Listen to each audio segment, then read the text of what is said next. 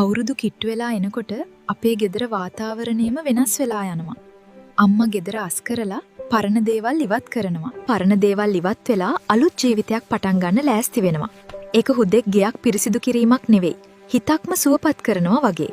අපිට නම් ඒවට වැඩිය කෑම, සෙල්ලම්, අලුත් ඇඳුම් ඒව තමයි අවුරුදුවා. තාත්තලගේ සල්ලි තියෙනවද නැද්ද කියලා අපි කවදාවත් හිතලා බැලුවේ නැහැ. අපිට ඕනේ දේ කිව්වම හරි බලමු කියන එක අපිට ලෝකේ ලොකුම පොරොන්දුවක් වුණා.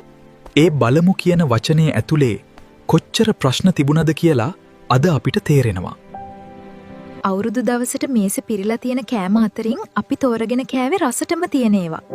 ඒත් අම්මා නම් අන්තිමටම ඉතුරු වෙන කෑම කෑවේ. අපිට පළමුවෙන් දීලා අපි සතුටින් කනව බලලා ඇයගේ බඩ පිරුණේ කෑමෙන් නෙවෙයි අපේ හිනාවෙන්. අද අපි ලොකු වෙලා අවුරුද්දට කෑම ගොඩක් හදනවා. රෙස්ටරන්ට් වලින් ඕඩර් කරනවා. ඒත් ඒ රස කොච්චර හෙව්වත් අද හම්බ වෙන්නේ නැහැ. ඒ රස තිබුණේ කෑමවල නෙවෙයි.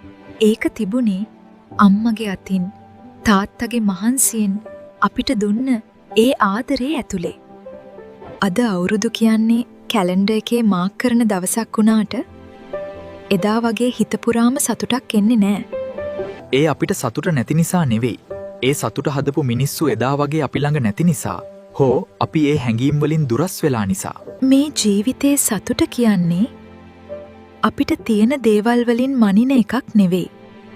අපි එක්ක හිටපු මිනිස්සු, එයාලා දුන්න ආදරේ, ඒ මොහොතවල් වල අපි hina වුණ හැටි, ඒව තමයි ඇත්තම සතුට. අදත් අම්මා තාත්තා ළඟ ඉන්නවා නම් ඒක සාමාන්‍ය දෙයක් කියලා හිතන්න එපා. ඒක තමයි ඔයාට තියෙන ලෝකේ වටිනාම දේ. මේ වගේ තවත් කතා බලන්න මගේ පේජ් එක ෆලෝ කරන්න.